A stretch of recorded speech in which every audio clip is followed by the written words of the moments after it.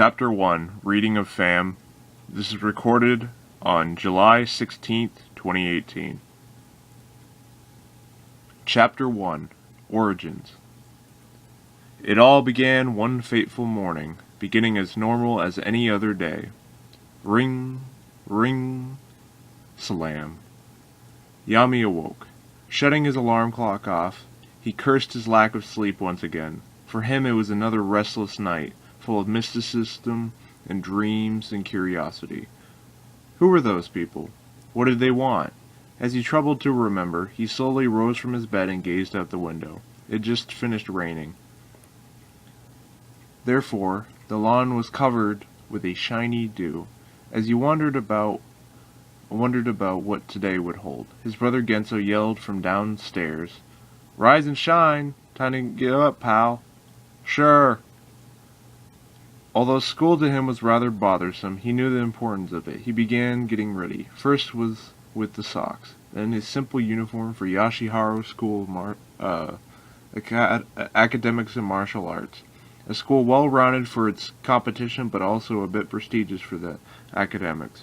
It was a system made for exploitation, Yami had thought. He realized this and had little trouble playing the system, although he didn't enjoy it. Genso decided to walk with him that day, a gesture of an older brother helping a younger sibling. Yami didn't mind it, as he thought Genso was interesting. He had a charisma that Yami lacked, and it became apparent that Yami would have to get out more in order to match his brother's aura. Unknowing to both Yami and Genso was that today was an encounter that would change their lives.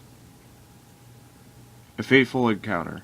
On their expedition, Genso and Yami came across a very particular noise. It was a very vapid and off-putting for their environment. As this was a smaller town, there was nothing to be expected which too excited occurred to it, at least on the surface, that is.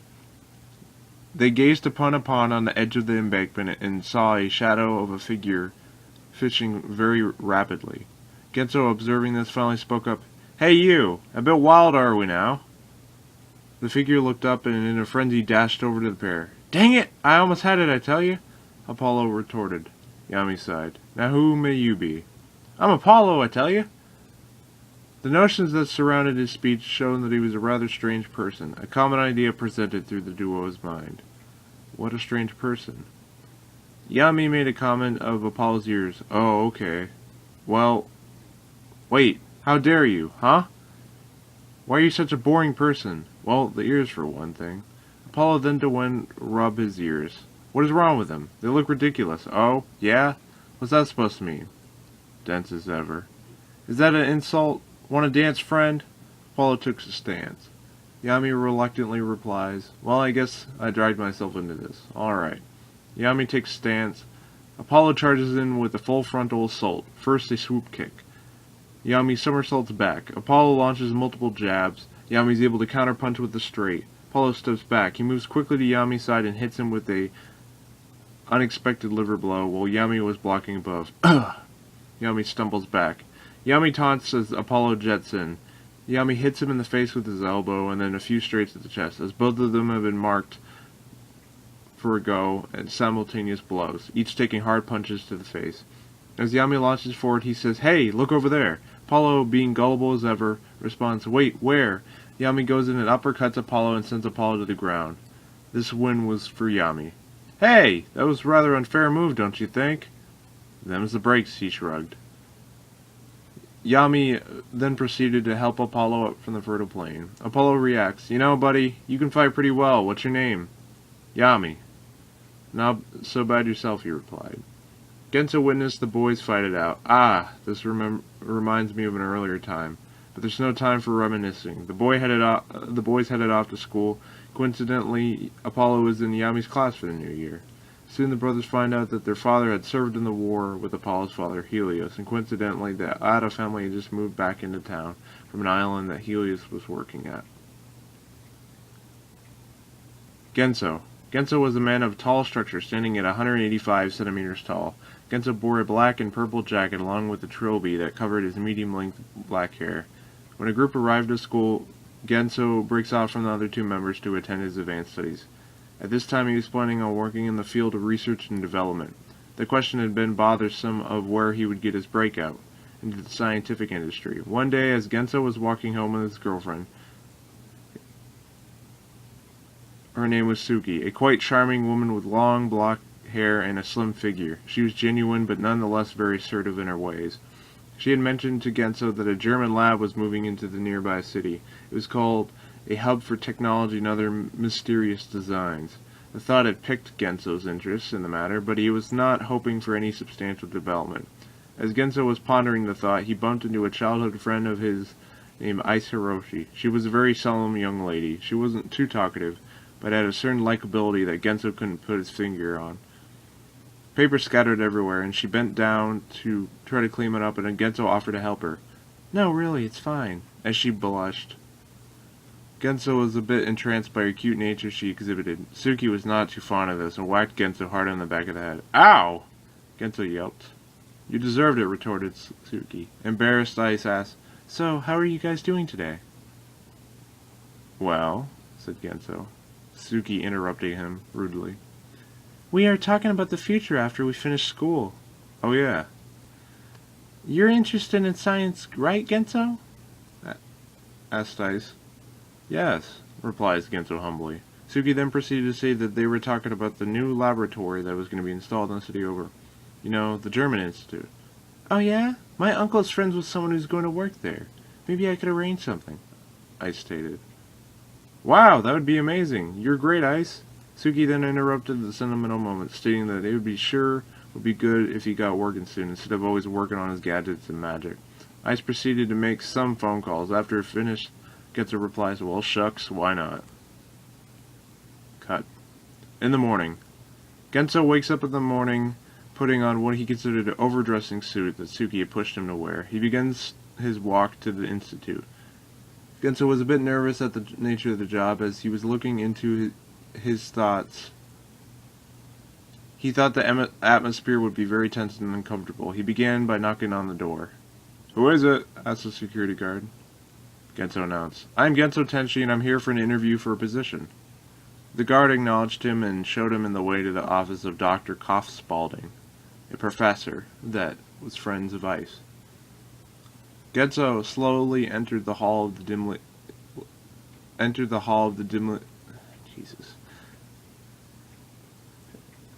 of a dimly lit hall, a strange sight for the young man. He found the number and knocked on the door 3 times. No answer. Genso started to anxiously wonder if he made an error on the time, as he was quite early in the morning to go for an interview, he noticed. However, the door was opened a smidge. He moved to open the door slowly to check if anyone was there. The room was much larger than he expected, lined with all sorts of strange gadgets lining the wall, as if they were covered in a theme party of sorts. Gen began observing his surroundings, looked in the vast lair of what he perceived to be a madman, when he noticed a dim light in the corner of one of the entrances that was inside the master room. He slowly moved there, seeing a strange man sitting in the chair, so focused it seemed as if he was mesmerized in what he was tinkering with. Genso called out, "Hello, sir. Are you Dr. Koff Spaulding?" No answer came back. He slowly approached the man and tapped him on the shoulder. A cold stare slowly arched his way to look at Genso. "I like the usual, please." "No, sir, I'm Genso. I'm here for an appointment." The doctor got up slowly and went to grab for his glass of water, when suddenly the realization hit him like a brick. "Oh, all right. My apologies, my boy. I've been away for... What day is it?" "Monday, sir," Genso replied hesitantly. "Oh, it's been 3 days. I figured as much," commanded the doctor proudly. "These experiments can be tiring when you get too involved," the doctor murmured. "Please sit down, dear lad, and let's converse about your future here." The introduction became a satisfying reply. It illustrated that the man was not as a hard man to deal with, but rather an old man who had mentor potential to him, thought Genso. In this, he thought excitedly. "Tell me about yourself. What are your ambitions, and why should I hire you as my assistant?" Genso thought for a moment, then replied, "My name is Genso Tenchi, and well, I know that your group is involved with experimenting with steam and its implication for the future development of this nation-state," Genso. "I like your analytical thinking. It seems to be on a broad scope, though I question your mindset on the applications of this technology, and how it can be used in a beneficial manner for the common people. What do you foresee as a potential project that may rewrite the books? What I am looking for is somebody who understands what is, what could be, and what will be. These traits are crucial for proper development of STEAM technology. Weighing the response, I've read some rather intriguing stories about the past uses of STEAM that indeed exceed the current usage. I feel as if society needs to rediscover these methods in order to establish a more utopianistic scenery, Kenta replied with a sophisticated manner that was enhanced by intense study session.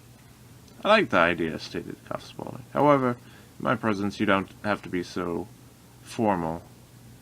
Take such a professional mannerism while talking to me. If need be, I'll explain in a way that common man may understand. These are the people that will explain something in common technicality, but would be greatly challenged to find someone to talk in a way that everybody could understand. Gensler relaxed a bit. He had been experiencing a lot of tension that had built up for the preparation mentally, and they had been practicing. The interview continued on for another hour. It ended with the doctor bowing and stating he would receive a phone call within the next day or so, telling him whether he was the man for the job. Cut. Yami.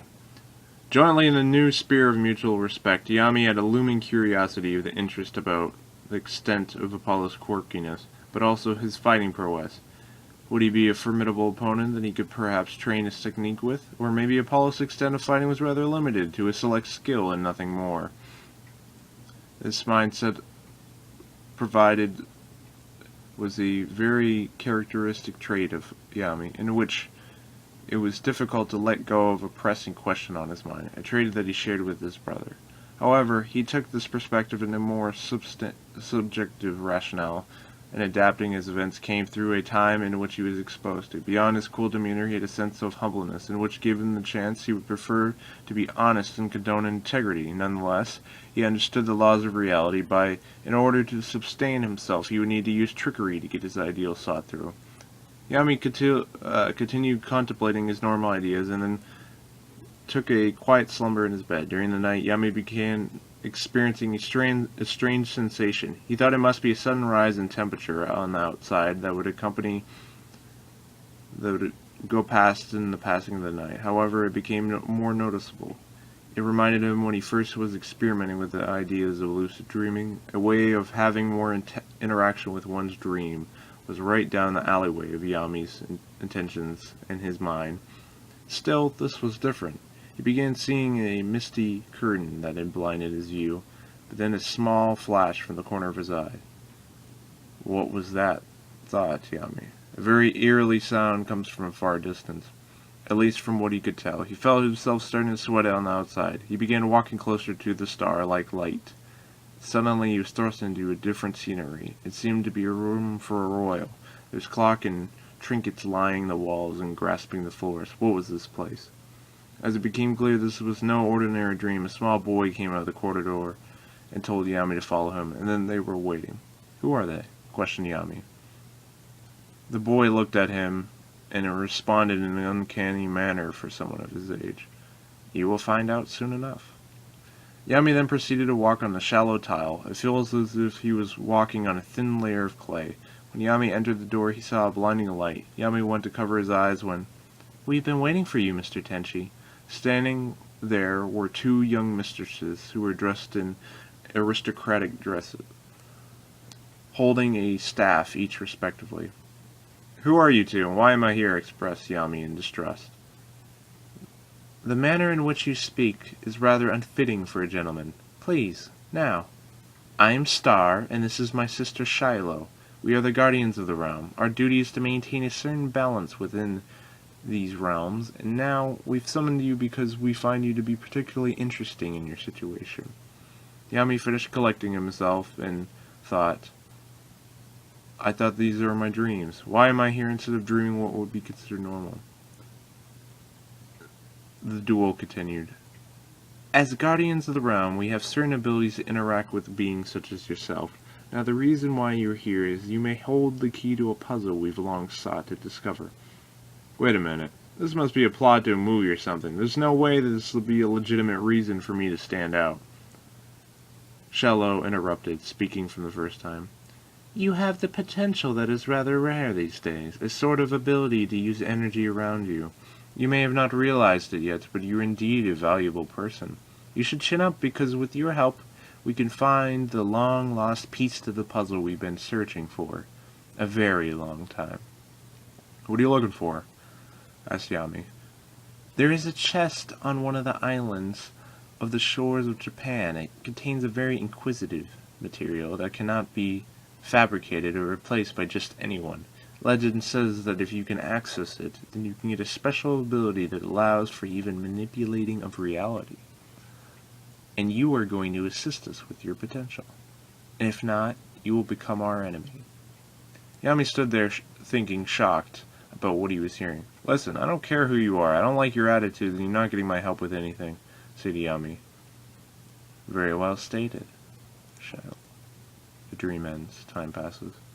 Yami woke up in the morning and began thinking of himself about the dream he had last night. It must be nothing, he thought as he walked slowly down the stairs. However, in the back of his mind was an idea that was maybe true. What were the consequences? As Yami began preparing his breakfast, his father, Mr. Kurai Tenji, asked him, How are you? You don't look like you had a good sleep, boy. Is there something wrong? No, I'm fine. Thanks for asking, stated Yami solemnly. All right, if you want to mention something, then I'll lend an ear.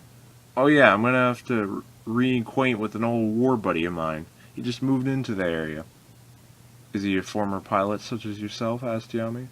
Yeah, he and I had a bit of a rivalry when we were fighting the enemies. We had a competition to see who would do it the most flashy. Ha ha! Laughed Kurai. It was always apparent it was from you who Genso got his charisma from, mentioned Yami. You're a reflection of your mother, Yami. He consolidated Yami. Yami's mother, Artesia Valentine, was a diplomat for foreign relations. It was common for her to be away for long periods of time. She'd be gone for 3 months this time. The reason was because of a breakdown in negotiations of 2 major foreign powers on the international stage, so it was risky to travel home for a little while. Well, I better let you get you back to your schooling. Take care, my son. Yami left the house and began his journey towards the institution. Apollo. The time was early December and the temperature had dropped. The sky showed an eagerness of wanting to release a thin layer of crystal clear water on the land below. Snow began to drop subtly on the head of the particular young man, who went by the name of Apollo. Apollo wasn't considered extraordinary by any means in imagination at first glance.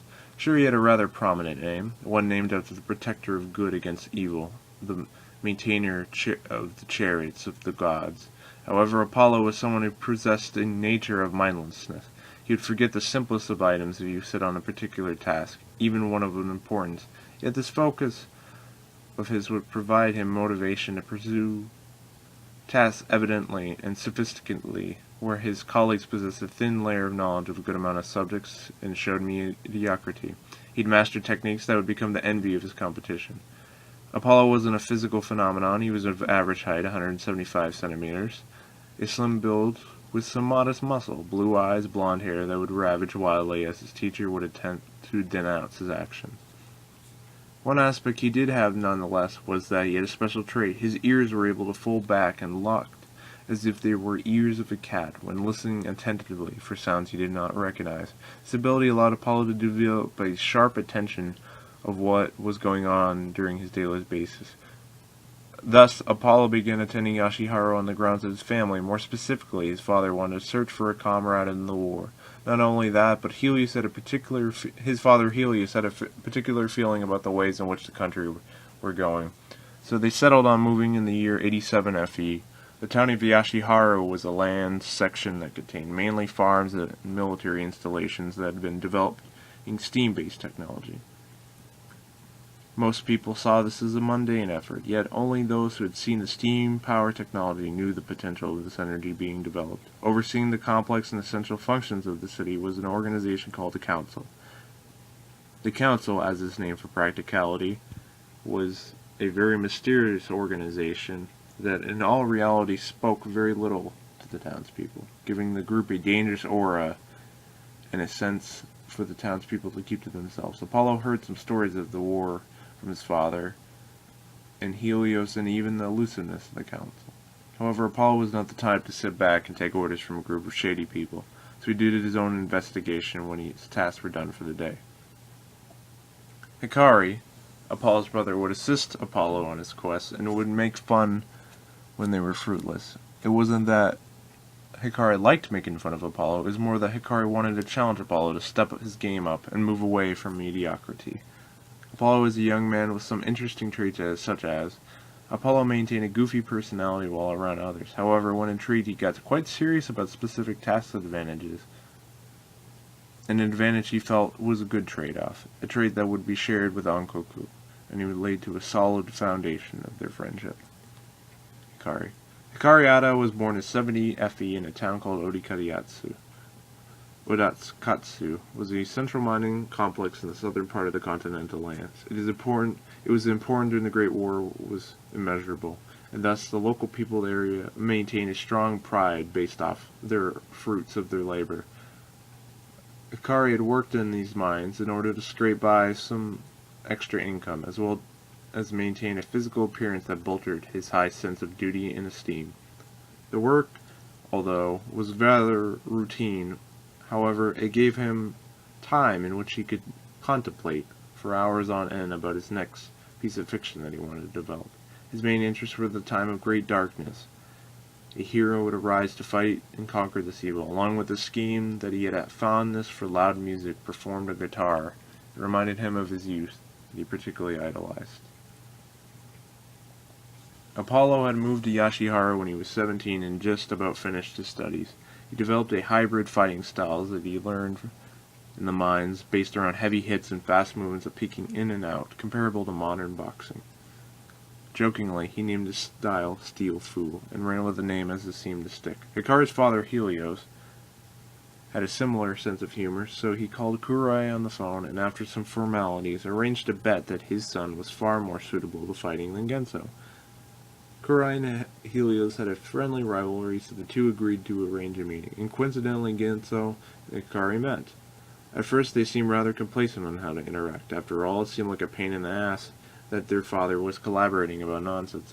Eventually, a silence broke, with Genso asking if Hikari did any practice in the martial arts, and perhaps a friendly bout was in order.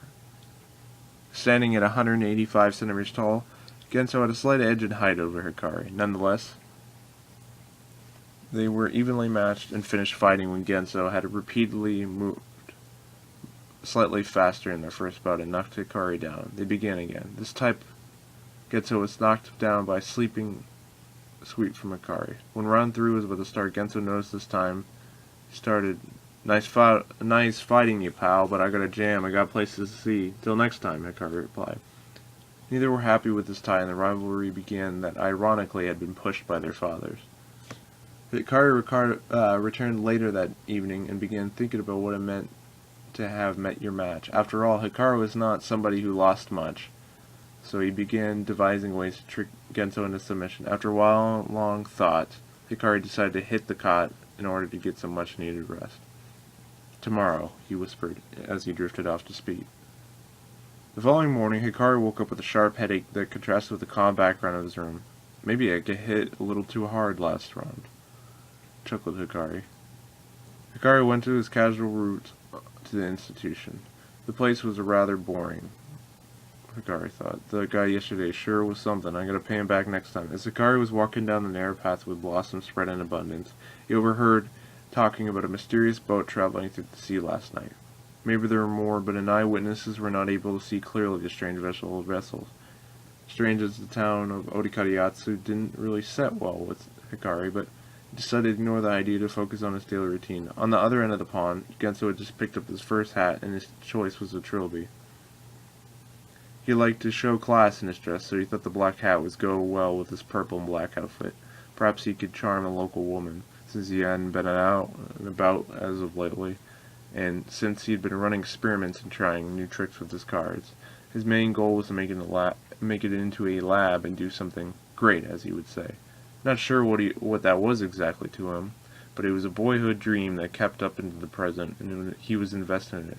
His hobby would land him to meet a very special woman named Suki. Chapter 2. This was recorded on Monday, July 16th, 2018. A rain shower poured instinctively into the night.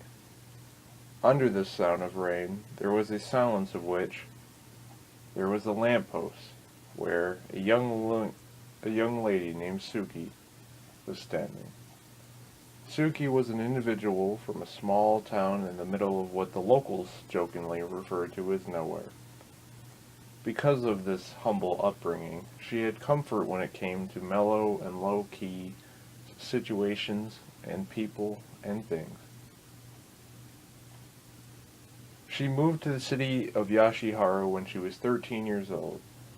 This was because her parents losing the local farm due to a continuous drought that strained their finances.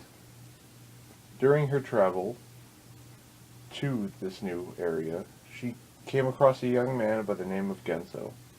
Genso was a particular fellow, she thought, who possessed personality quirks that may have rubbed some others the wrong way. However, she found those same characteristics interesting about him.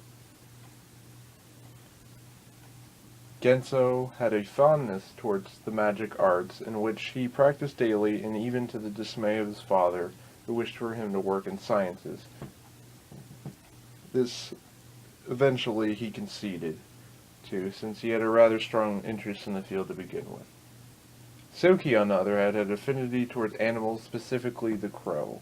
Therefore, she would attach small letters against its legs, so through the crow she could travel messages far and wide.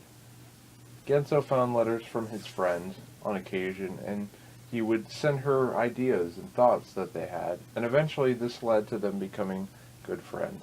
Genso one day thought it was time to ask Suki on a date. However, on that day, Genso received a message from Suki in which entailed that Suki's dog had gone missing and that she was very distraught. Genso put on his jacket to look for the dog. He began looking near the local lake called Orno.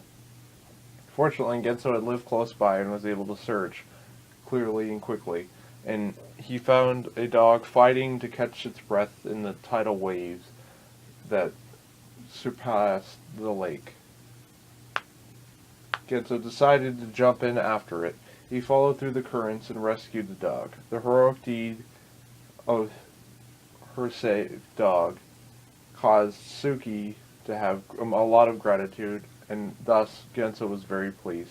The following day, he asked her out, and she readily accepted. The relationship allowed the young couple to begin to go on adventures together more often, and so because of this, Genso began to teach methods of magic to Suki, and thus she incorporated this into her knowledge base. This knowledge enabled Suki to get away with clever little tricks of sorts with her classmates and provided a fun and entertainment for all who gathered. The talent of hers would allow her an edge in her next journey. The countryside. During the War of Lao-Shinfan aggression, Mr. Helios Atta was a lead scientist on steam technology advancements. He was not a fan of the council government he worked under. However, he nonetheless didn't want to be occupied by a foreign enemy, so he complied. During the war, he met Kurai Tenshi, a man from humble beginnings who ended up scoring high marks to begin with on his exams, and thus began his career in the military. Kurai wasn't interested in the office life of the officers, though. Moreover, he had a passion for flying that would be very useful in the coming years. These inventions called planes. The thrill excited him, and Helios could respect that. Helios involuntarily became involved with Kurai after discovering that he would be the first test pilot of one of Helios' most recent plane models designs. The two formed a bit of a rivalry as such, and Kurai pushed the limits of his models. Helios rushed to produce more complicated systems for him to figure out. The rivalry grew to a daunting task and got out of hand, with Helios designing a plane that Kurai couldn't figure out, and before the scheduled test run. However, his stubborn determination to outwit Helios led him to carry out the test run anyways. This turned out to be a mistake, with Kurai losing control and crashing, sustaining serious injuries. After Kurai recovered in the hospital, Helios realized that his pride had caused him to jeopardize the life of a man, and if he had died, his family would have been left without a father. So, Helios decided to make amends with Kurai and offered an olive branch of peace, and the two decided to begin a new relationship. This eventually growing to become close friends. After the war's impact was of many consequences. The major population was focused on the war effort's main goals of defeating the enemy while trying to lessen the damage of the nation. However, there was internal conflicts brewing in the midst of the chaos. What had ruled the nation had been an organization called the Council. It was the face of a small group of individuals who had the people's interests inside. Nonetheless, there were factions inside this government who had their own vested interests. Their name was Enryo Sora. They were a group of noblemen who took upon themselves to maintain peace within the local area. And they originally began as a just organization, yet as the original members became old and retired, there became complacency within the group, and vested interests began seeking power. The role of this organization will be set off in a major turn of events in the near future. Cut.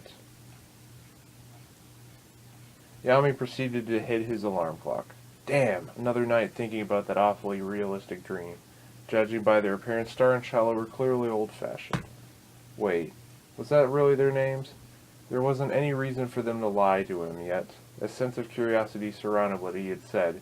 Yami thought, laying here thinking wouldn't do anything. Maybe I should call Apollo. Yami considered. He began tapping on the number in the dial. Hello? Apollo answered. It's been a few days, Apollo. Want to grab a bite to eat? Yami asked. I get to pick the restaurant, Apollo replied excitedly. Sounds fine, Yami replied. The duo ended up meeting and began venturing into town. What's going on, Apollo? Questioned Yami. He took a deep look at the surrounding building structures. It had seemed as if there was a war zone, judging by the damage to multiple buildings. The local population had been receded inside in order to protect themselves. In the distance, there was a group of young men wearing black leather jackets and causing a loud ruckus. It would be better if we could ignore those idiots, Yami stated. If you say so, Apollo said reluctantly. They walked towards one shop that was still serving food at the time. One bowl of noodles, please, Apollo asked. The shopkeeper proceeded to tell the back and stated, What about you, sir? He asked. Same, please, replied Yami. Yami and Apollo began to start eating once their food arrived, and while halfway there through their meal, the group of hooligans began to enter the shop. They proceeded to try to woo the local girl sitting at the diner, much at their dismay. One of the grunts noticed Yami and Apollo eating and decided to head over to them. He thought Apollo's outfit was very stupid, and he wanted to make fun of him and make an example. So he got up close to Apollo and started saying, Hey, weirdo! What brings you here? Apollo, more concerned with his food, at first ignored the insult. You better pay attention or we're going to have some problems. In the meantime, Yami was observing the group's behavior and decided they weren't much of a threat, so therefore Apollo wouldn't have much of an issue dealing with this guy. After all, groups of thugs weren't much of an issue to deal with, he thought, internally.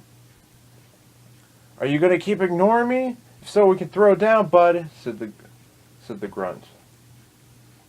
The only thing I'm throwing down is money for this food here, said Apollo. Hey guys, we got a funny guy over here. It only takes me a minute to beat your ass, I bet, yelled the grunt. Funny, I wasn't trying to be funny, replied the fellow. After the comment, the grunt begins to cock back his fists and tries to hit Apollo. A few centimeters before Apollo was about to be hit in the face, Yami stepped in and grabbed the guy's fist while he was punching. Yami says, Hey man, that wasn't cool. The young thug replied in shock, What?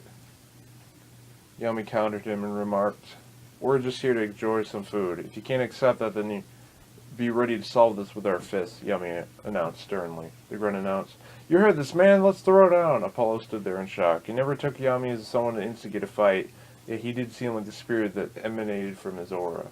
The restaurant grew silent with anticipation of what was going to happen. The grunt mentioned was follows to surround both Yami and Apollo. The leader punched straight towards Yami. Yami sideswiped the punch away from him and then countered by lowering his body, giving the thug an uppercut to the face. The thug, dazed by the hit, took 2 steps back and then cocked his head. "We got a real fighter here, boys," he said.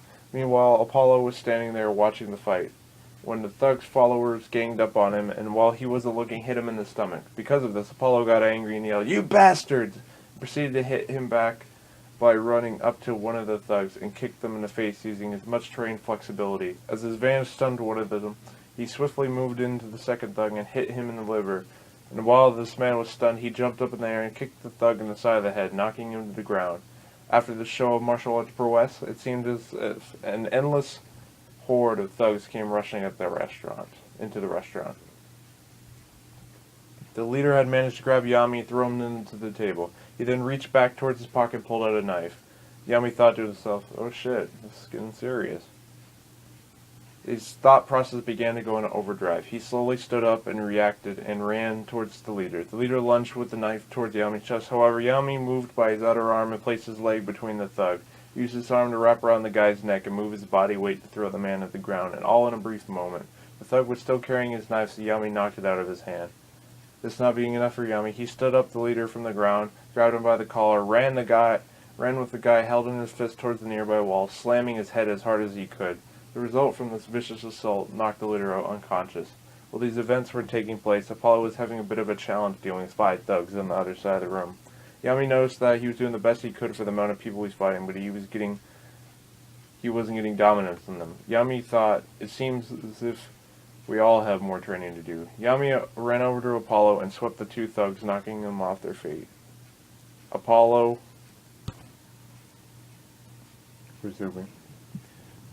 swept 2 of the thugs, knocking them off their feet. Apollo took advantage of this and grabbed 2 of the thugs and smashed their heads together, knocking them both out, with 4 of them down and only 1 guy left.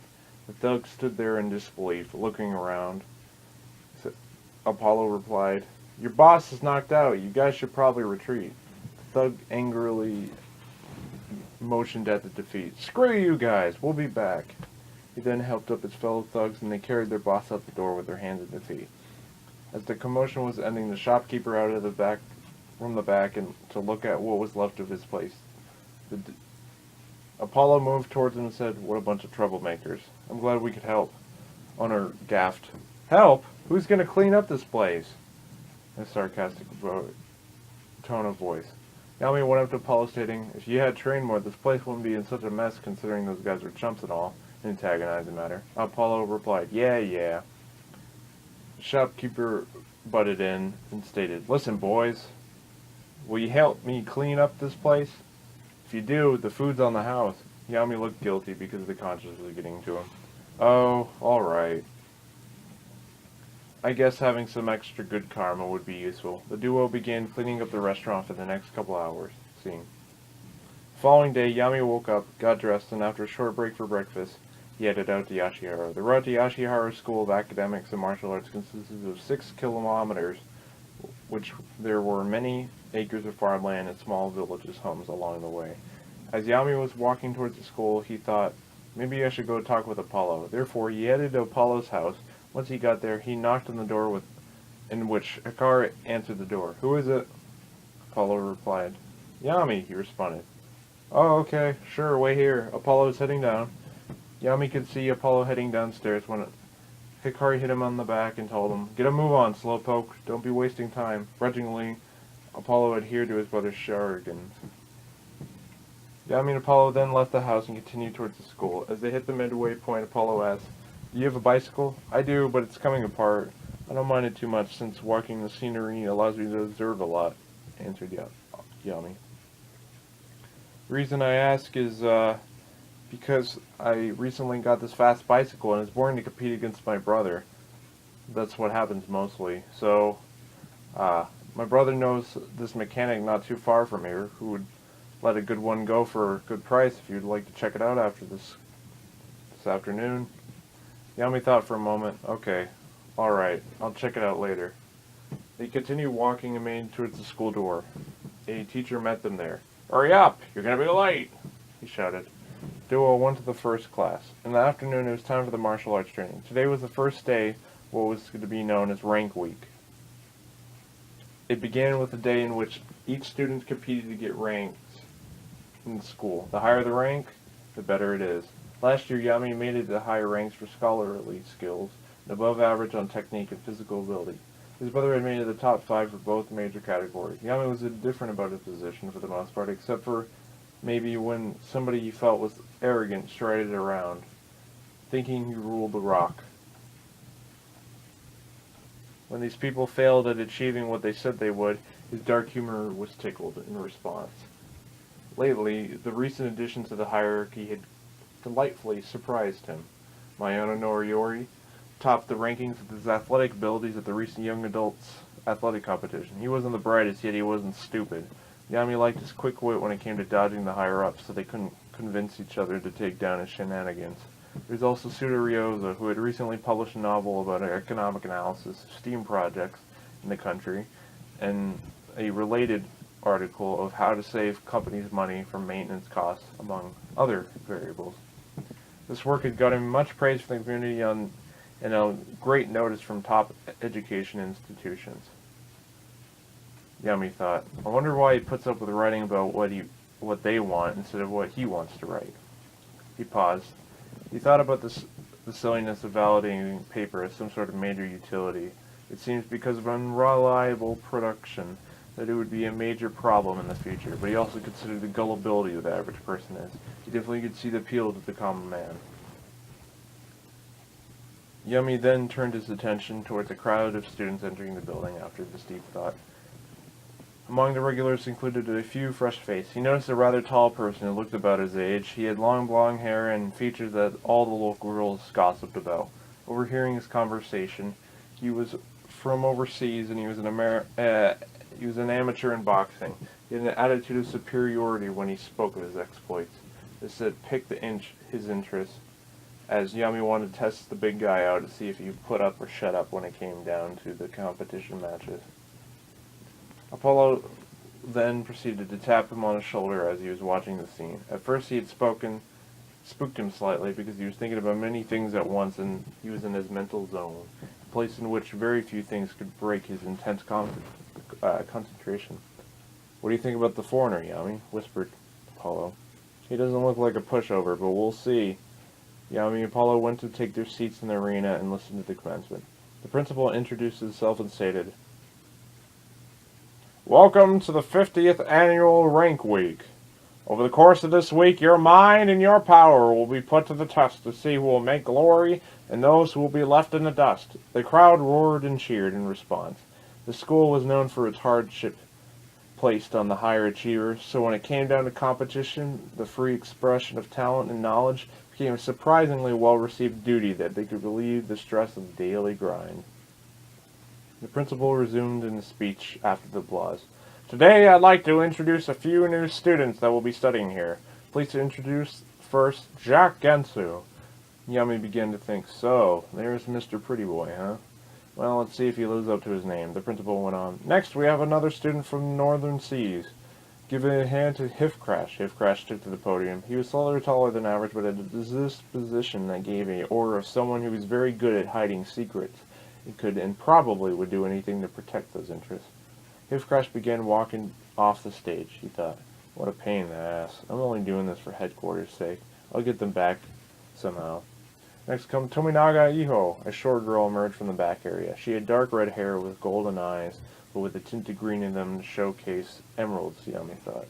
From her body posture and introduction, she came across as someone who was quiet but knew a great deal of knowledge from a book addiction, thought Yami. As the introductions came to a close, a few men brought out a large board with names of the students. Today we'll have drawing of which either you all will compete with your mind or your strength, announced the principal. He began to draw out names and positions. This will be done at random. And eventually, as they proceeded throughout the selection, finally it was time for the duo's turn. Apollo pulled the strength category and won the luck of the draw. He'd be facing Jack Gensu in the first round, the fifth fight of the tournament. According to the rules, the only rules were that you couldn't kill your opponent or severely maim them. Yet anything else was fair game in these fights. There's a pride in an institution that although students were allowed to bring weapons in, it's very rare to see them being utilized because of the potential social backlash that would be thrusted on the heretical behavior. As Yami waited for his name to be drawn, his brother Genso stopped by and grabbed his arm to bring him out of the area. What the hell's your problem, Genso? Annoyed, Yami stated. Genso looked at him and around to his surroundings. Listen, you're going to think I'm crazy. However, I overheard and witnessed some disturbing things today. Well, I'll just say, Yami replied.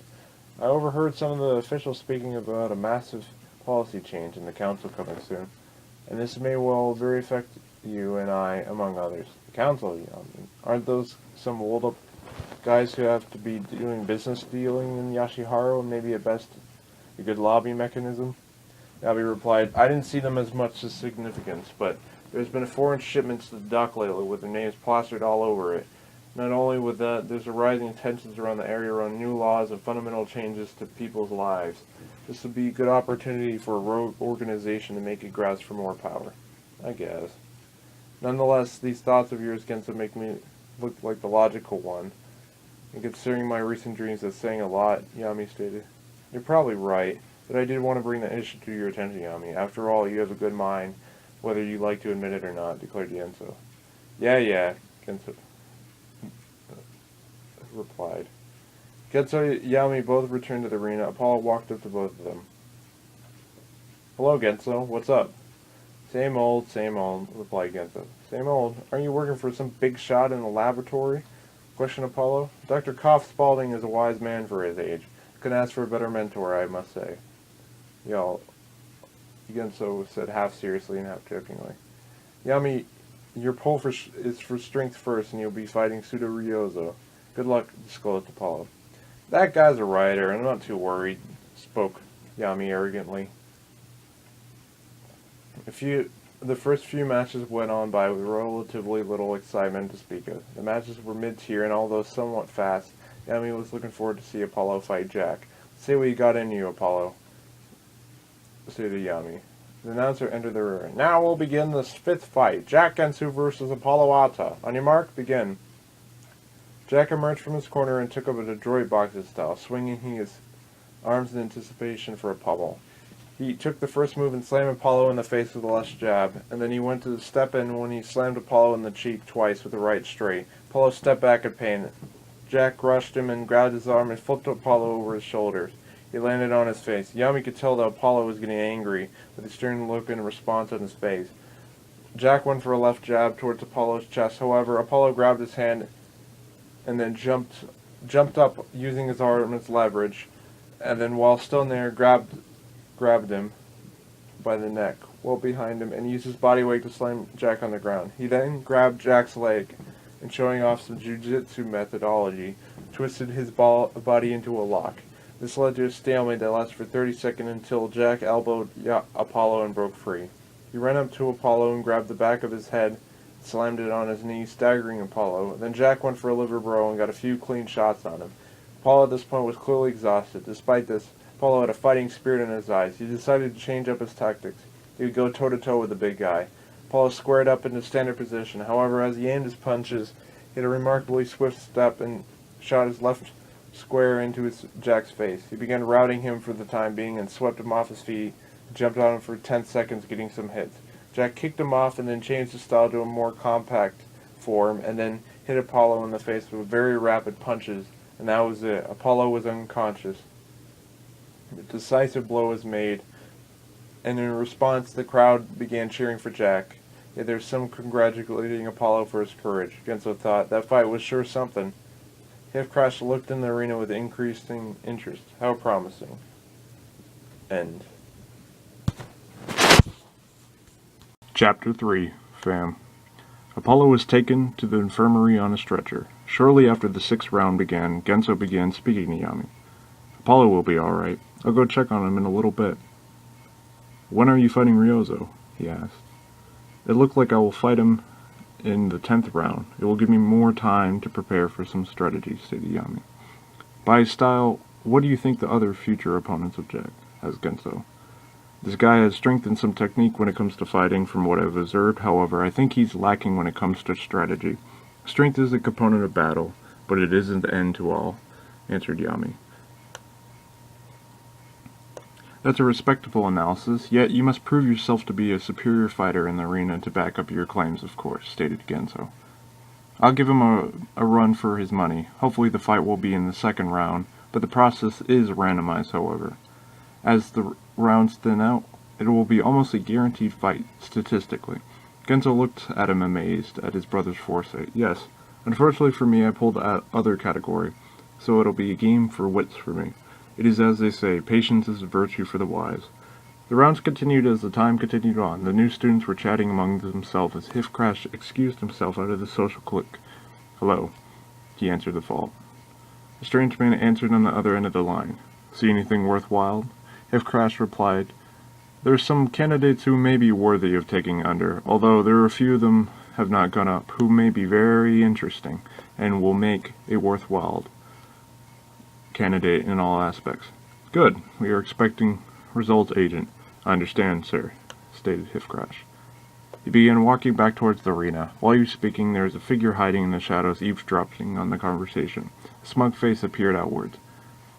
It looks like these are turning into interesting times, said a mysterious voice, and it returned to the area. The announcer stood up and rose to the podium again. Attention! Now we will begin the 10th bout of today. Yami Tensei vs. Suda Ryozo. Take your mark and begin. Yami and Suda both took to the fighting stances. Yami began the assault with a right straight. Ryozo dodged and struck Yami in the side of the head. Yami brushed past this and hit Ryozo with a barrage of chest blows. To Yami's surprise, Ryozo was taking hits like a professional. Geez, you were a tough bastard for a writer. Hearing this, Ryozo smirked and replied, Everyone has their hidden talents, he stated. Ryozo stepped in towards Yami and placed his leg inside of Yami's stance and pushed Yami so that he fell on his back and began kicking Yami as he blocked his face. During a brief moment, Ryozo kicked for a final time and Yami was able to recover it, and as he was getting up, he grabbed Ryozo's foot and spun him.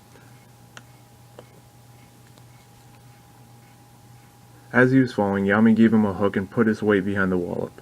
Ryozo laid there in the back dazed. A few moments later, he gained his senses and got up. Ryozo took the initiative and charged at Yami, weaving by his punches, and tackled Yami to the ground. As Ryozo tried to land some punches, Yami placed his leg onto Ryozo's chest and flipped him to the other side, in a judo-esque technique.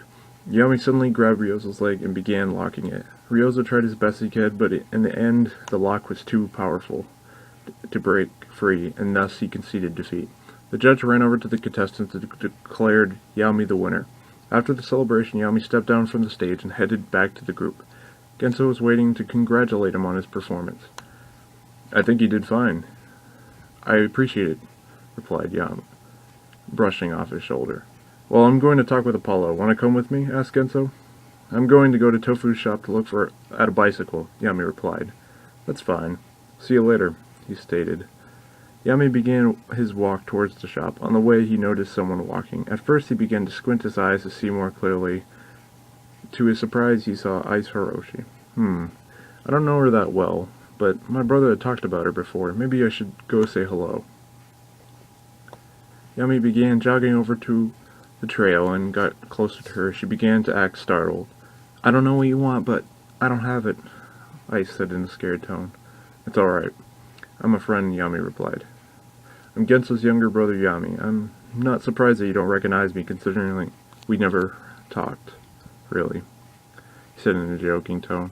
The tenseness of Ice's aura began to calm down as she heard those words. Genso's brothers, huh? You have some resemblance, I guess. So, what are you up to? She began to ask.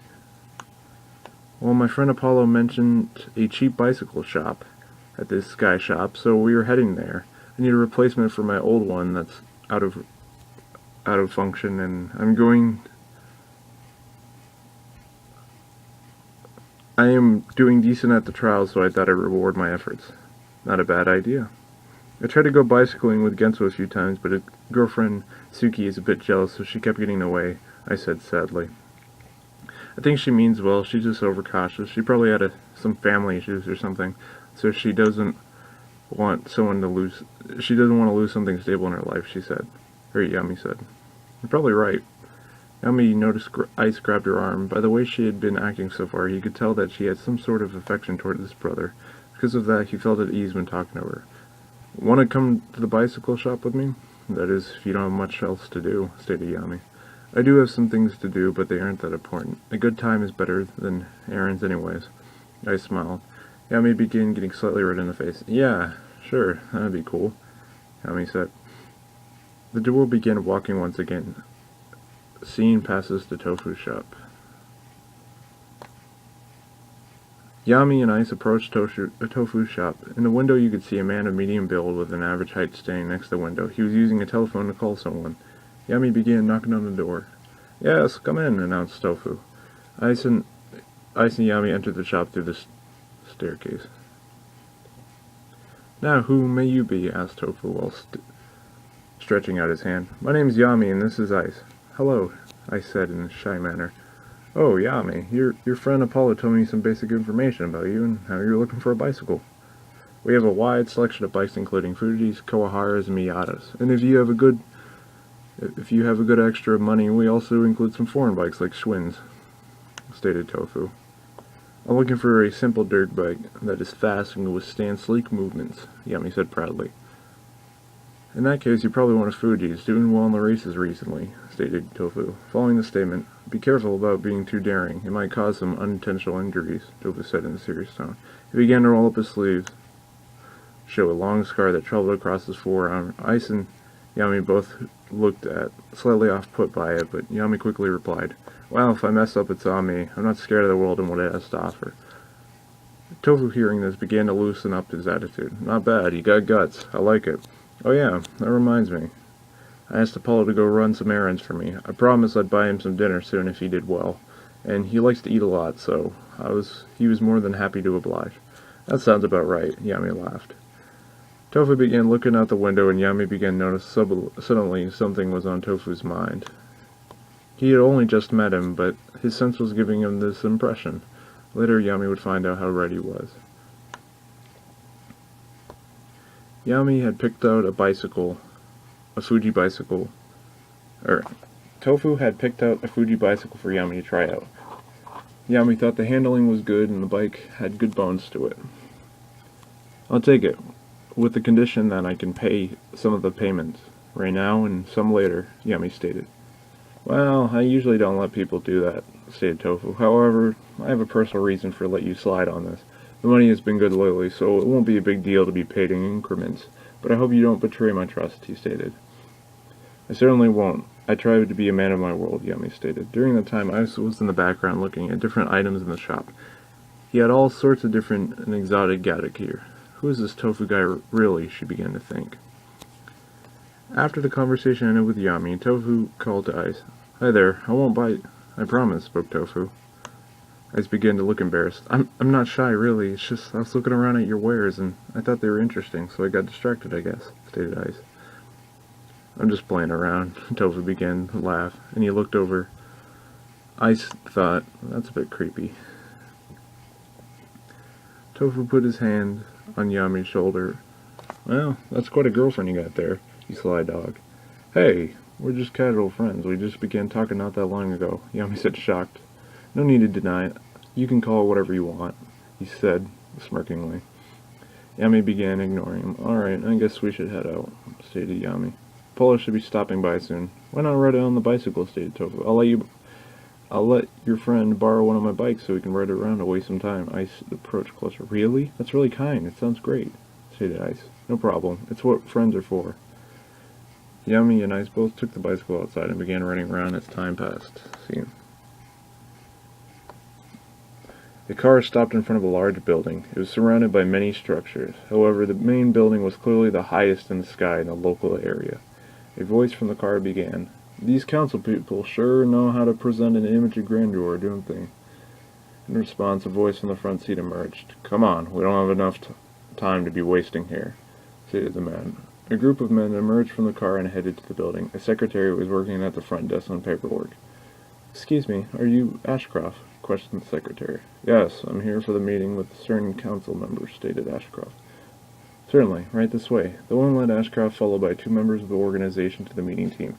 She opened the boardroom doors, and there was sitting a large table with members of the council. One of the members began speaking. Thank you for your help, miss. You're now excused. The secretary began walking out of the room. At least he could learn my name, she spoke under her breath. Ah, yes. Sit down. Would you like a drink, Mr. Croft? No, thanks. It's not my style to drink on the job, he replied. Well, that's all well and good. First, let me introduce myself. My name is Ringo Kane, and I'm the Deputy Director of the Council. You may call me Mr. Kane. Yes, sir, it's a pleasure. Ashcroft reached out his hand to shake it. Kane continued with, the two members on my right are Kasumi Masato and Umi Ronin. Kasumi began with, It's nice to meet you, sir. We hope our groups can benefit from our arrangement. Umi followed with, We'll be consulting you on the part of the operation in order to have greater success. Ashcroft began listening to this, began thinking, these guys really don't beat around the bush too much. I should be careful about my actions. Ringo Kane continued. The operation today is a highly classified mission, and thus this room has been swept for any possible intrusions that may ensue. We shall now review the details of the operation. Umi Ronin pulled out a map and placed it on the wall. Ringo continued with his statement. We need you to infiltrate Yashiharu Plaza at 1600 tomorrow evening and be at the Sentinel building next to the Times Bank on the second floor of the 102nd room. There will be a rifle that holds 7.62 ammo. You are therefore going to wait for a signal from 800 meters away. Once the signal goes off, you're going to take a shot when required. Multiple if necessary to take down the target. The target's identity is Arata Unme.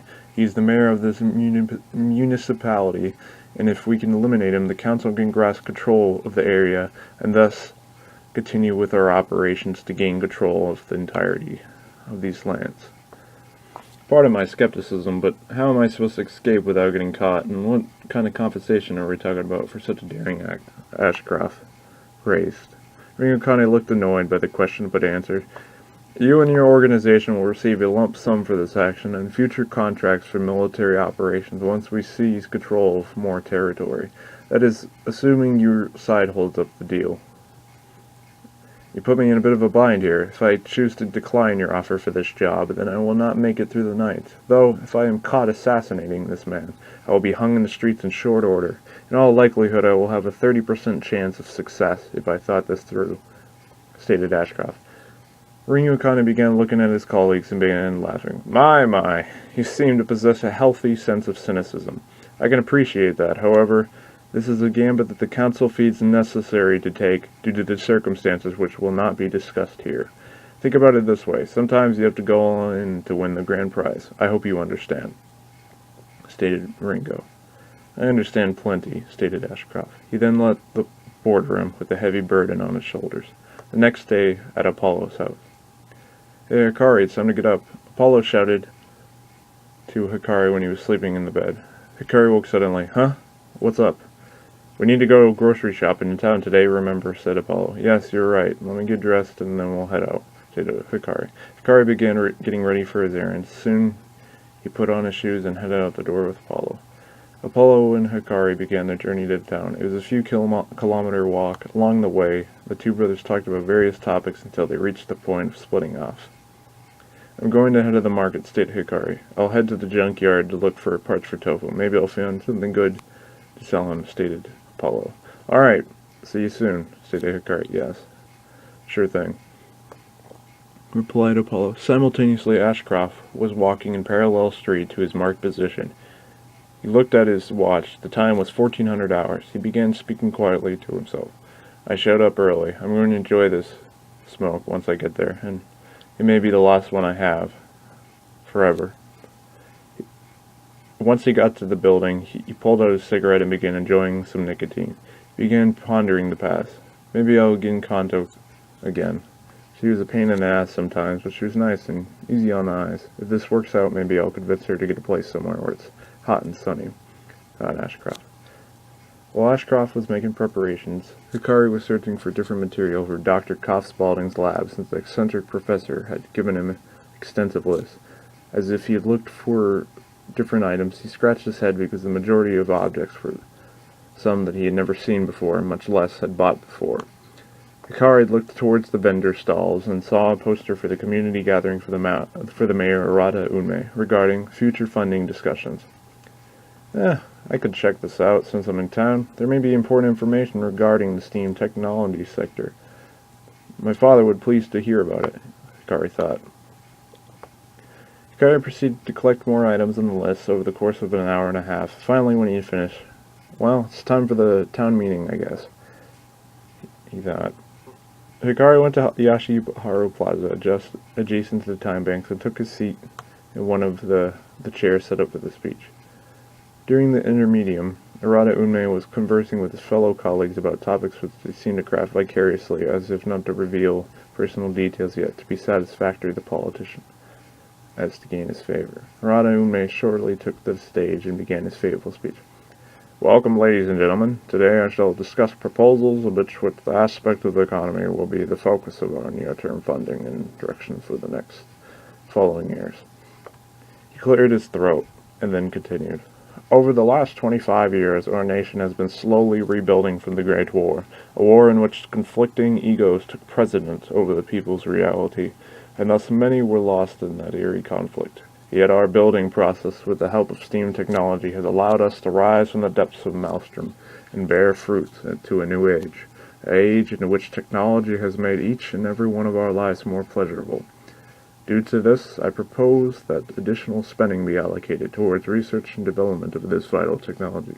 With all great innovation, there does come a cost that will be paid for in the future by great yields, as new jobs are credited for our people to become a greater man or woman as a whole.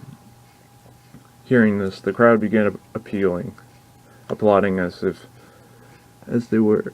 Ashcroft was preparing to take a shot. A sudden wind gust began turning up the plaza, in which people began taking cover from the siege.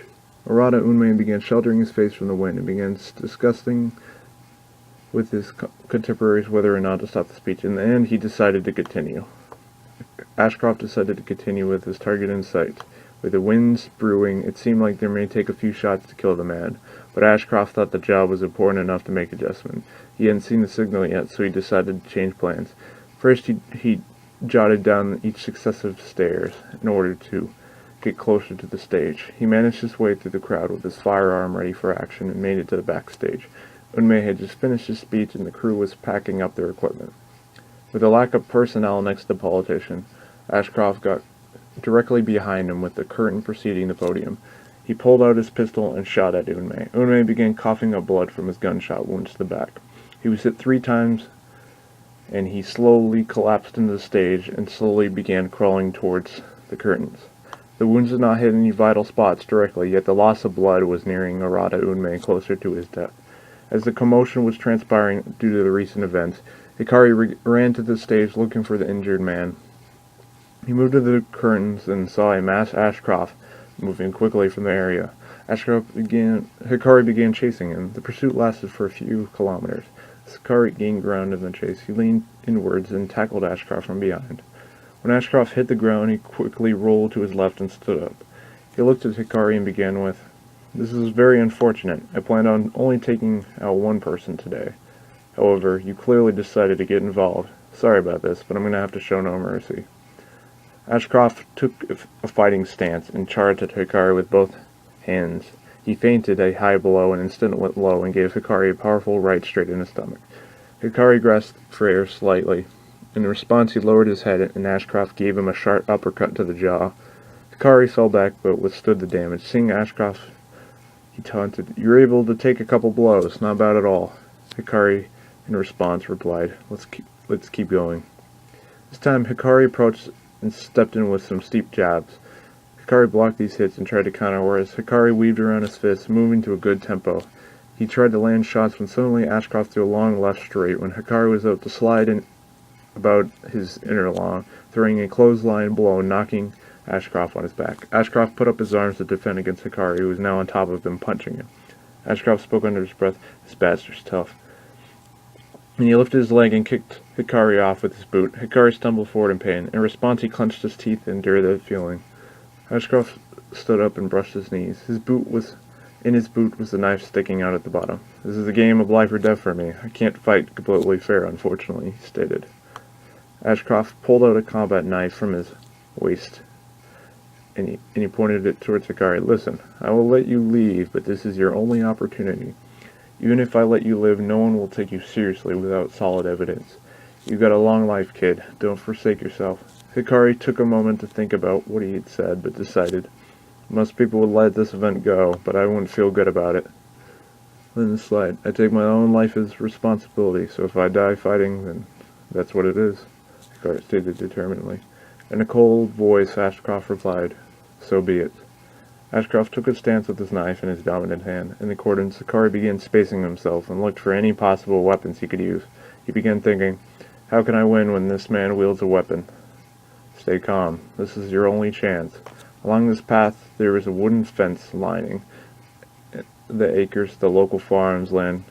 Coincidentally, some of the fence had rotted around old rusty nails. Hikari noticed this and thought, maybe I could grab a 2x4 and use it as a weapon. He quickly reached for the fence and yanked hard to release a board that had a nail jutting out of the end of it. Noting this, Ashcroft responded, good luck hitting me with that.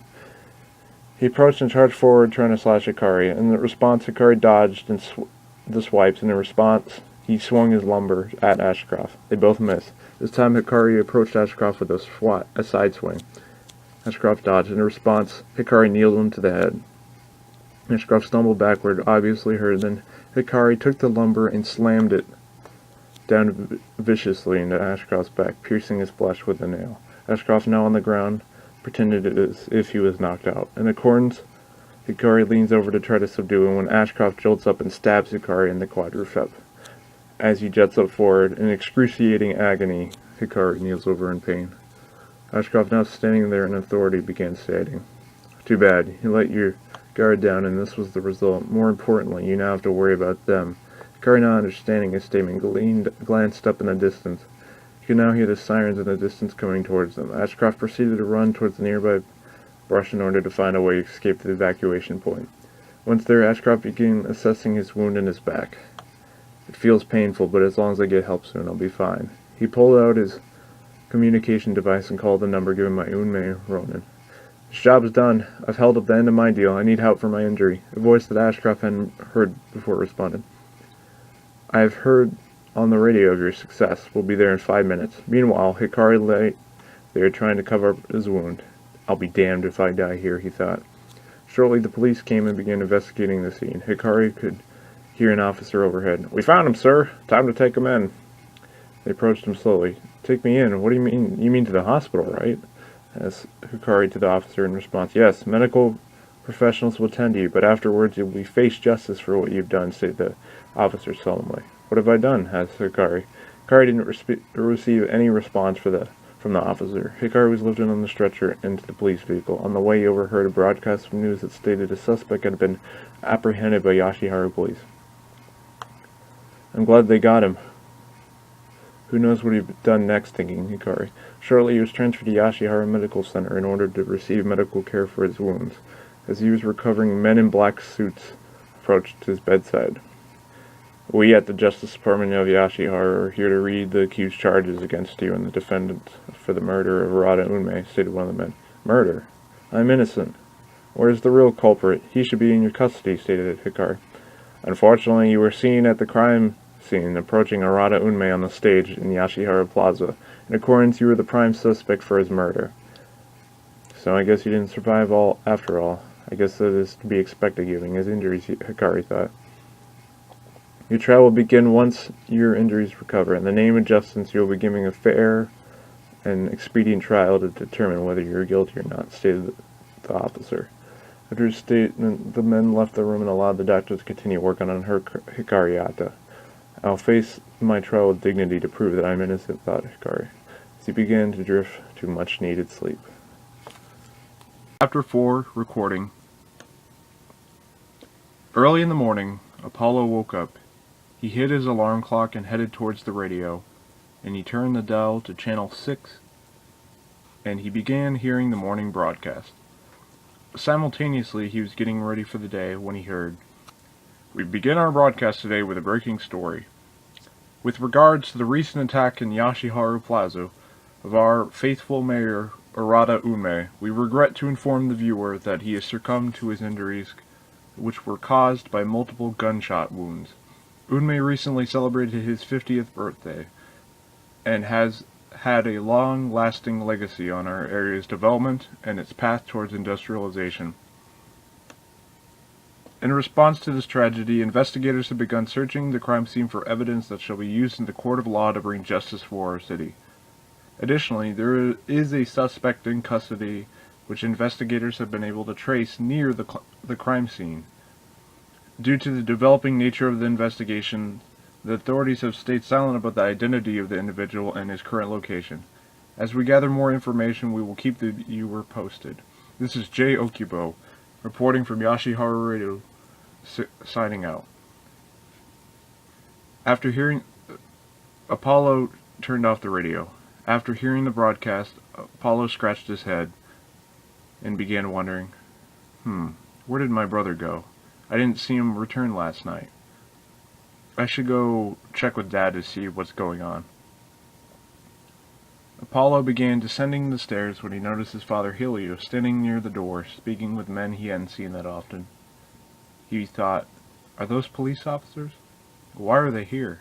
As he approached closer, he could hear aggravation in his father's voice. How dare you accuse my son, after all I've done for this country? You dare claim my son is a murderer? He spoke loud. Sir, please. We're here simply to inform you that your son is under investigation for the recent incident in our city. We are not condoning his guilt, nor are we ruling out his involvement in the matter. Please take this information about the upcoming trial. The Honorable Ichimoto Inbo will proceed over the trial coming in 2 weeks' time, stated Officer Tetsu. 2 weeks. Bah! If there's any righteousness in the world, the truth will be revealed, stated Helios. I concur with your statement, Mr. Atta. I will take my leave now, replied Officer Tetsu. He and his 2 comrades left the Atta residence and accelerated back towards the station and the business district in their vehicles. Once they had left, Helios noticed his son standing in the corner of the room, in total disbelief what had happened. Helios approached Apollo and put his hand on Apollo's shoulder and stated, Don't worry, my son. Your brother and I will fight this, and eventually his innocence will be proven. In the meantime, we'll gather what information we can. I'll send a word to a friend of mine to help out. Helios proceeded to begin to dial on the phone, and he called a number that Apollo wasn't aware of. Apollo, in response, walked towards the door determinedly. He opened it and stepped out into a cold world. Meanwhile, in a harsh fog, a Tupolev Tu-104 descended on a rural runway north of Dongma-Iu, a medium-sized village in the nation of Volbeck. Once it landed, a stairway emerged from the plane and emerged out the large doors with Deputy Director of the Council, Ringo Kane. He emerged from the cabin door and began his descent. Following him was his fellowship. Accordingly, they proceeded to inform the motherland to report the status of their arrival. Once the members approached the prepared automobile, they were approached by a local chieftain called Fo Hu. Welcome, my friends. How are you this day? He announced. Sufficient, I suppose, Ringo Kane responded in a neutral tone of voice. I'd like to see the status report for our projection, he stated sternly. Oh yes, this is going along as we planned. The mineral extraction has worked fine. However, before that, my reward is about due by now, wouldn't you say? Fo questioned. Hold your tongue. The Council upholds its arrangements and will provide all requirements and maybe even a higher reward when the time comes, stated Ringo sternly. Of course. Mind my prodding into the matter. Shall we go? Asked Fo. Certainly, replied Ringo. The machines hurriedly traveled towards the encampment. The site contained many mining platforms under the protection of high security guards. The area was kept from the eyes of the local population. It was simply referred to as Site 4. In this area were emathers, jadeite, and iron ore being taken to be proceeded for industrial use and trade. This is what had been shown on the surface, that is. It was seen as a profitable business with air and mystery being operated by a questionable group, an international company to the locals. This is what the Council had desired in order to conduct its true intentions in secrecy. As the group emerged outside towards the main building, Ringo Kane and Kasumi Matsumoto separated from their members to speak to the manager of the subsidiary Titan. Titan let the pair into his office and shut the door behind them. Titan began with, Congratulates on your good work. Star and Shallow are very pleased in your efforts. This political maneuvering of yours will lead to the Council to be in a good position to assert its right to increase its control of the Japanese people.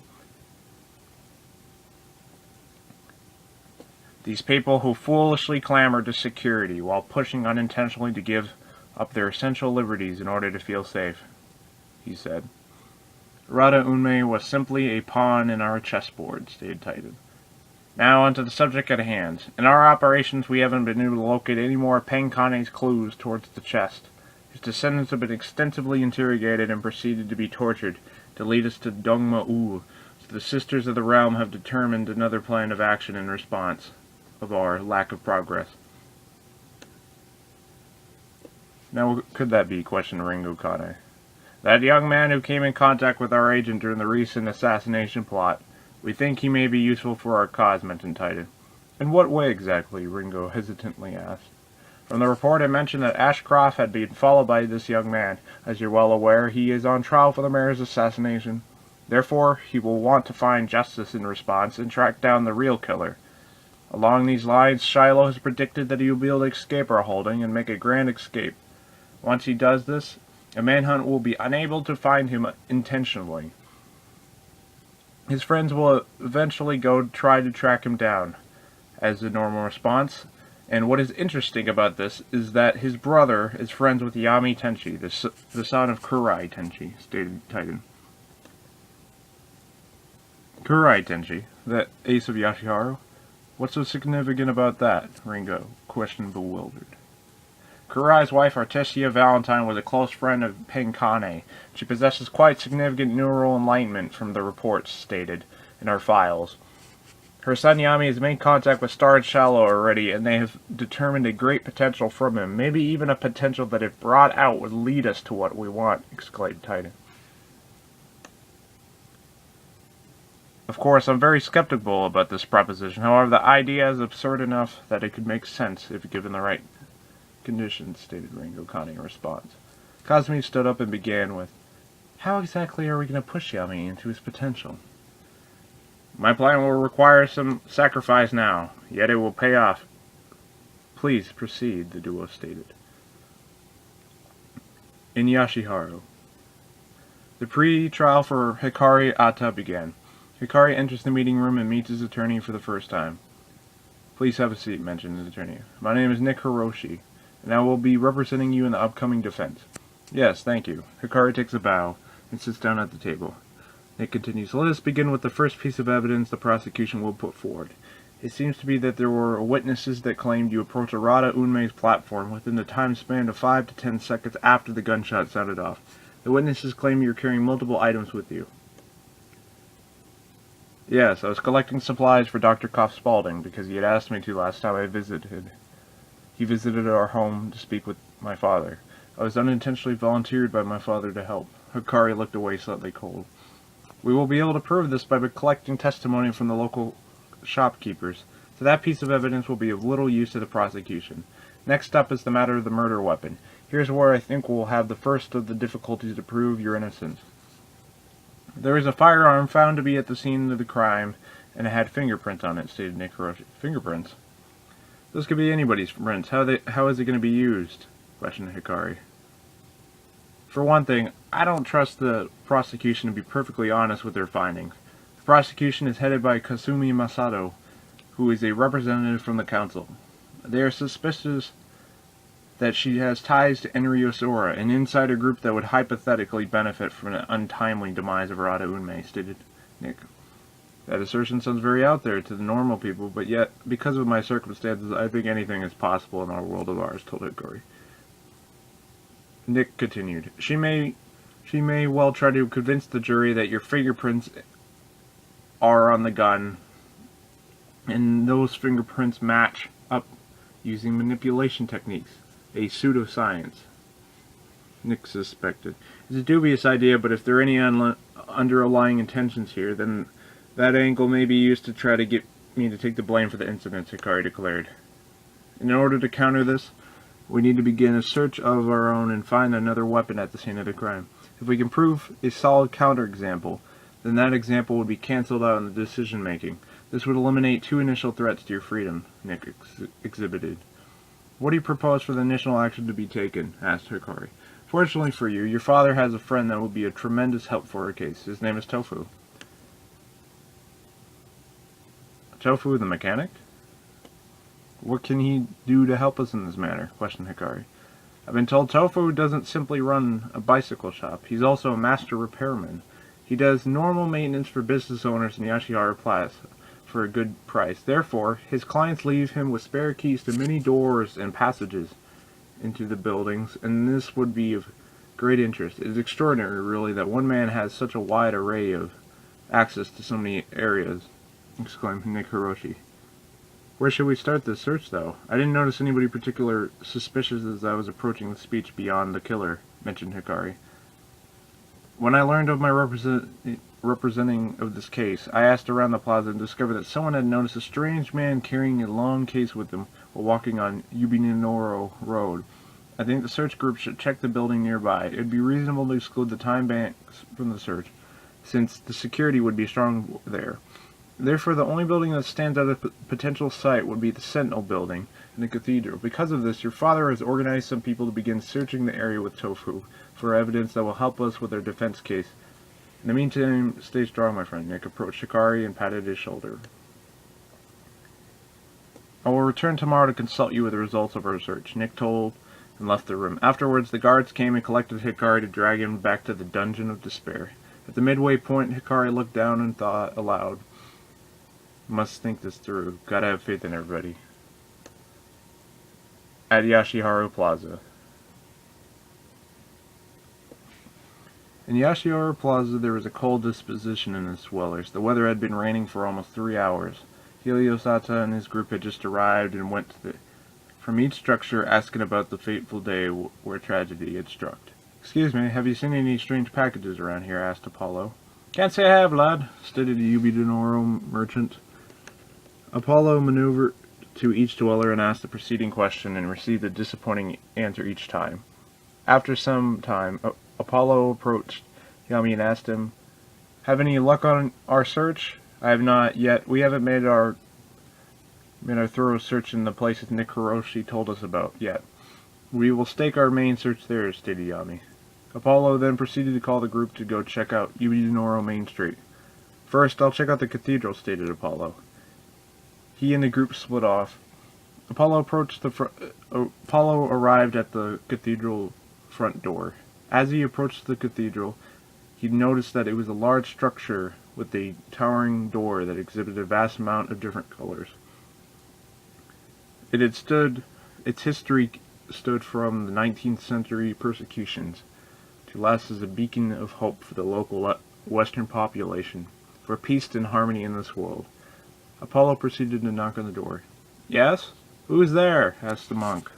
"My name is Apollo. I'd like to speak with your leader, please," requested Apollo. "I'm sorry, young man. We're not having services at this time, but please do return," stated the monk.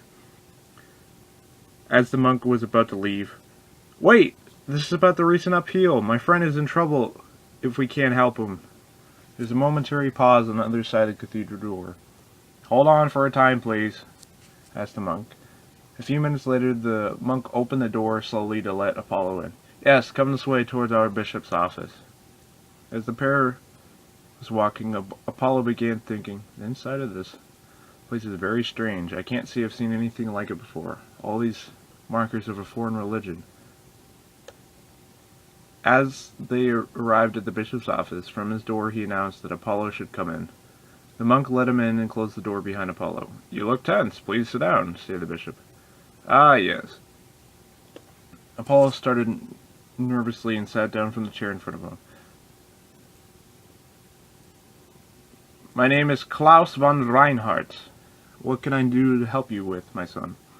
From what my followers told me, you seem to be having misfortune in your life. Please do tell the story in which I will do my best to advise you," declared the bishop. "Well, there is a recent murder inside Yashihara Plaza. The politician Arata Ume," stated Apollo. "Yes, I'm aware. Please proceed." "My brother is the accused in the case. However, I know 100% sure in my mind that he's not the one who is responsible for the crime. So I've come to ask you if you could help me with information that could help our defense case, stated Apollo. I say you have a large burden on your shoulders, my son. I'm not sure that it will be much help, but I will call a meeting of the monks to ask them if they've seen anything out of the ordinary during that time period, stated the bishop. Thank you very much, stated Apollo. The bishop rose from his chair and approached the door. He called to the monk who had let Apollo in and told him to ring the bell to call the other monks. As the group gathered, the bishop took to the podium and began, Today we have a visitor to our place of worship, a young man who is shouldering a great burden in which one of you may be able to guide us to a further truth under God. If you have witnessed anything out of the ordinary as of lately, please come forward, stated Klaus. After a few moments, 2 monks approached the bishop and stated, We may have seen something that wasn't right. Anything, even minor of evidence, will help, stated Apollo. Well, I was washing the outside of the church bell when I noticed that the glare coming from what I believed to be the Sentinel building around 1330. I thought it was weird, but after a few moments I went back to work as I was very busy that day, stated the monk. That seems substantial. Please tell me which floor did you happen to notice the glare coming from, asked the bishop. It must have been on the one of the middle floors, as I remember it not being that high up. Sorry, I can't be more specific, stated the monk.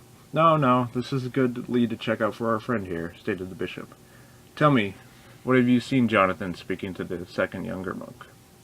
Well, I noticed after I heard gunshots, I came closer at the plaza, and I noticed who I presumed to be Hikari chasing a mysterious man in the distance.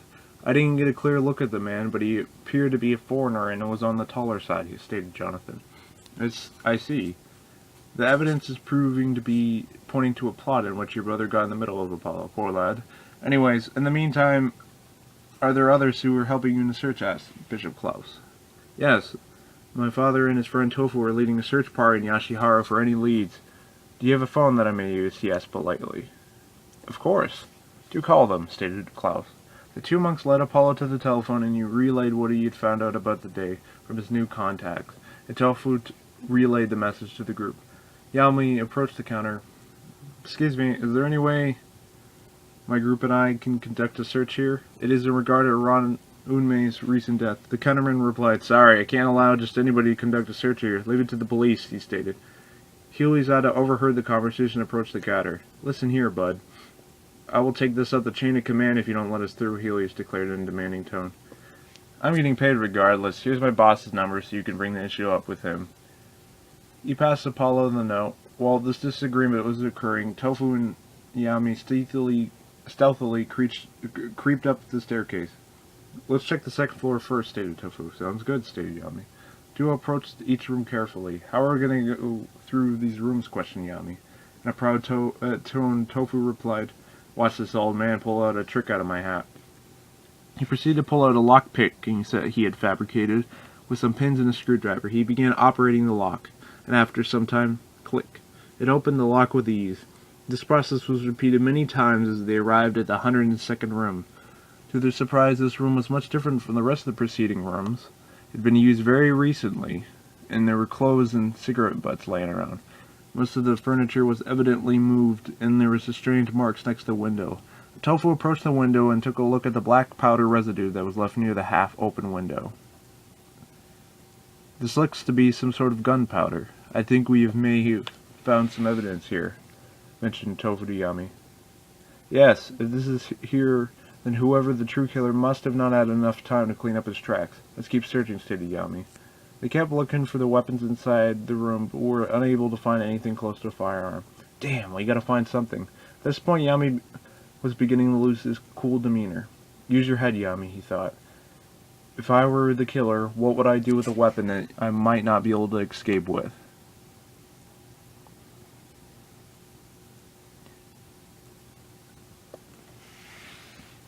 He began thinking.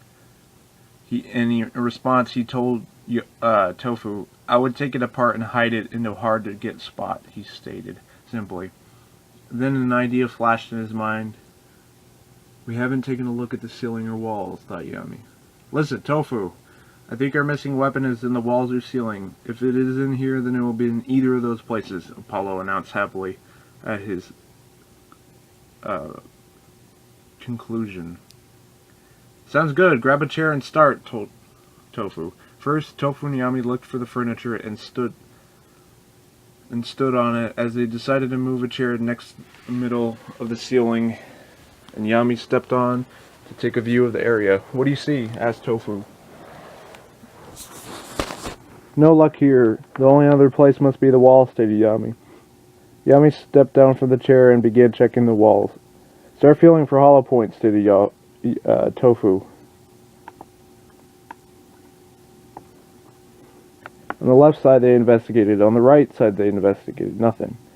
Have you found anything, Tofu? Asked Yami. I haven't found anything, unfortunately. I'll check the floor. Tofu pulled out tools and began ripping out the floorboards. As he was working next to the window, he found a strange case. Hey, I found something, exclaimed Tofu.